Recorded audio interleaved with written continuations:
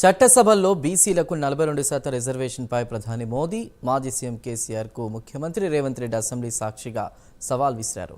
చట్టపరంగా రిజర్వేషన్లు కేటాయించాలంటే రాజ్యాంగ సవరణ చేయాల్సి ఉంటుందని రేవంత్ అన్నారు. అయితే తాము రాజకీయంగా కాంగ్రెస్ పార్టీ తరఫున 42% సీట్లు ఇవ్వడానికి సిద్ధమని అన్నారు. అయితే బీజేపీ, బీఆర్ఎస్ పార్టీలు బీసీలకు 42% సీట్లు ఇవ్వడానికి రెడీనా అంటూ సవాల్ చేశారు. 42% రిజర్వేషన్ గురించి మా మిత్రుడు శ్రీనివాస్ యాదవ్ గారు అన్నారు. నేను ఒక మాట సూటిగా వారికి సమాధానం నేను చెప్పదలుచుకున్నా. చట్టపరంగా 42% రిజర్వేషన్ ఇవ్వాలి అని అంటే రాజ్యాంగ సవరణ జరగాలి.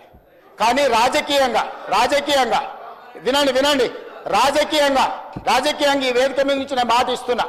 మా పిసిసి అధ్యక్షుడి గారితో నేను మాట తీసుకొని వచ్చిన అధ్యక్ష, మా పిసిసి అధ్యక్షుడు మహేష్ కుమార్ గౌడ్ గారిని నేను అడిగిన, ఒకవేళ చట్టపరంగా 42% ఇవ్వడానికి అవకాశం లేకపోతే పార్టీ పరంగా రేపు జరగబోయే స్థానిక సంస్థలలో కాంగ్రెస్ పార్టీ 42% సీట్లు ఇస్తామని చెప్పినాం అధ్యక్ష.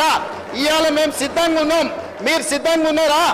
నేను ఇవాళ సూటిగా అడుగుతున్న బీఆర్ఎస్ను, బీజేపీని, మా పార్టీ 42% రేపు జరగబోయే స్థానిక సంస్థల ఎన్నికలలో 42% సీట్లు మా పార్టీ ఇస్తుంది. ఇది మా కమిట్మెంట్.